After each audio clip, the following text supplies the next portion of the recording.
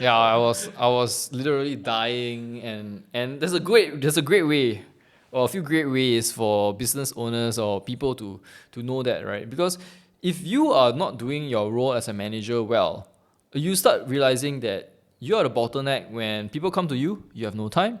People come to you to remind you that you are always behind on your deadlines.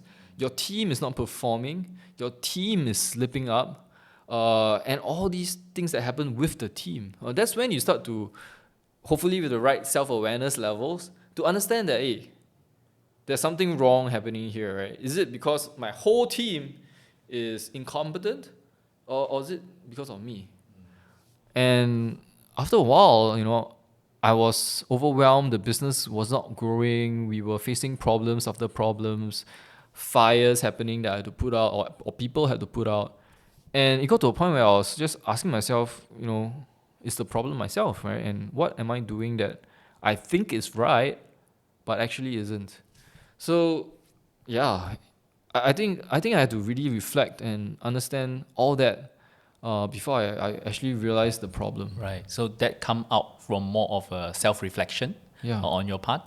And once you realize that, what are the changes that you make Yeah, to so it wasn't just self-reflection, because I had so much time and I went to like eat, pray, love, right? It was like literally the business was dying already. Like there's so many things happening, but yet we were not growing and we were constantly hitting bottlenecks. So it was a feeling of overwhelm, and really like being up here in the amount of work that's necessary to be done, right? And then you realize, shit, there's something wrong here, right? And then that's where the self-reflection and self-awareness really helped shape, what the reality was. So there were a few things that happened after that, right? So then I started realizing, the mindsets that I had. My parents are a big influence in my life. So they said work hard is good, which is awesome. It's a core value, right? That's very positive. But when you bring it to a managerial role, as somebody that does not have management ability, one of the problems is you need to understand what work hard means in different contexts. So I had to reshape my idea of work hard, to understand, the output. That's why, sometimes you see business owners like working hard, but you see them playing golf. Like, are they really working hard? But if they close a $5 million deal on the golf course, then is their output more than, say, somebody in the office handling admin, right? Both. It seems like the admin person is working harder, right? Because they're like literally working every minute, but the output is vastly different. So I think that's something that needs to be framed and shaped. It's also why, like, sometimes CEOs get like such incredibly high salaries. It is not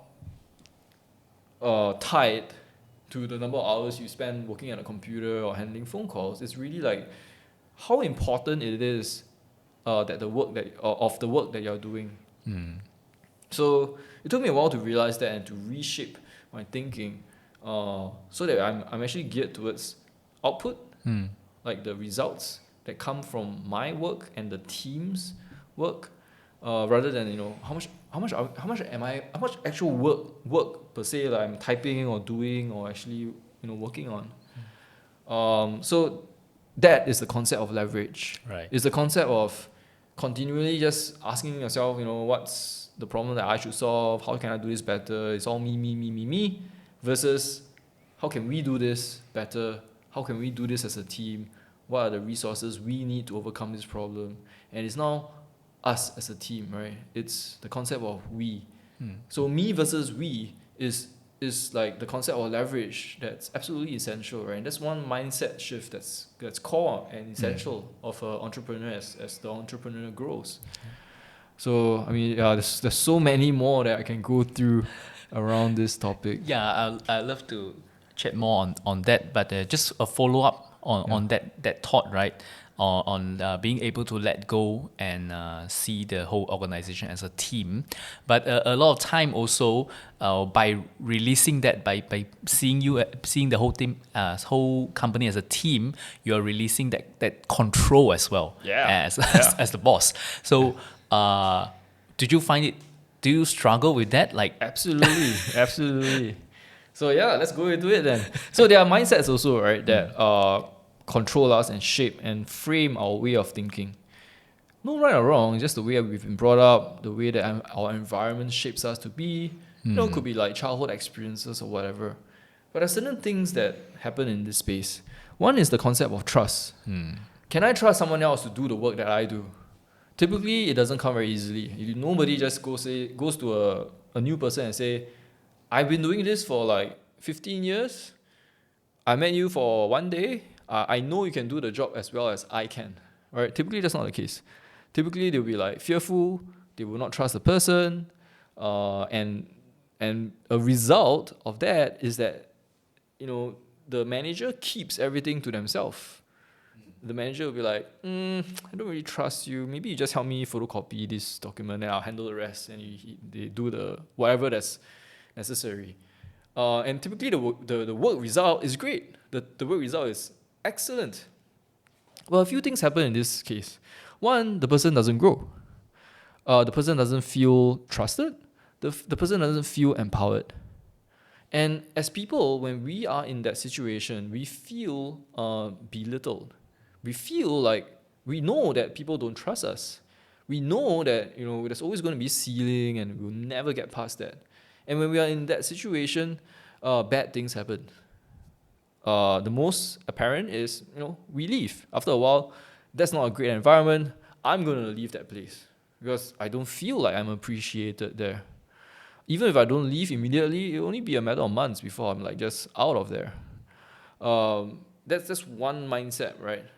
The other mindset is of like ability. So one is just trusting you whether or not you can do the job. Then the other one is believing in whether or not you have the ability to do that.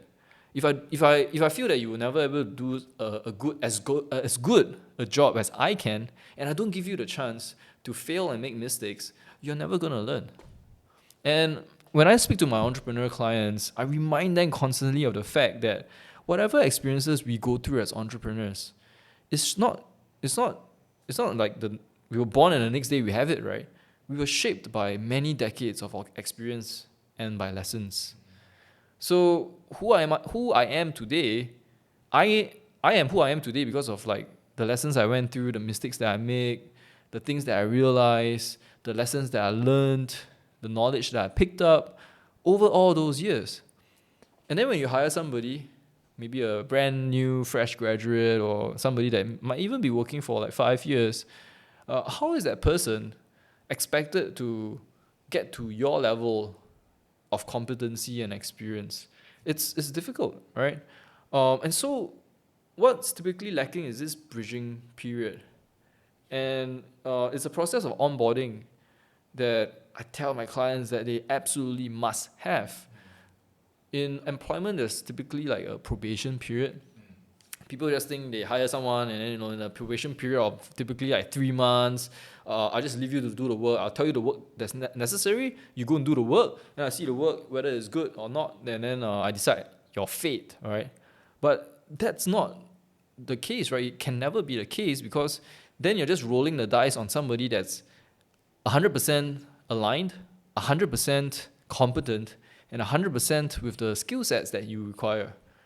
Like a mind reader, before the probation can be successful, before the hiring can be successful. But that's never the case because there needs to be onboarding in the form of introduction to even the company policies, the products, the knowledge, and that's the context, right?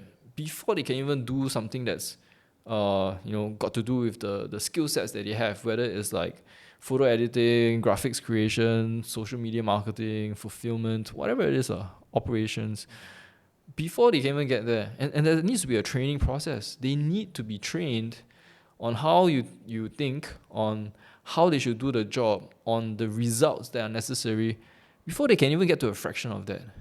And then it improves. If not, that ability for us to hand over and empower people to do the work that we need them to is never going to happen.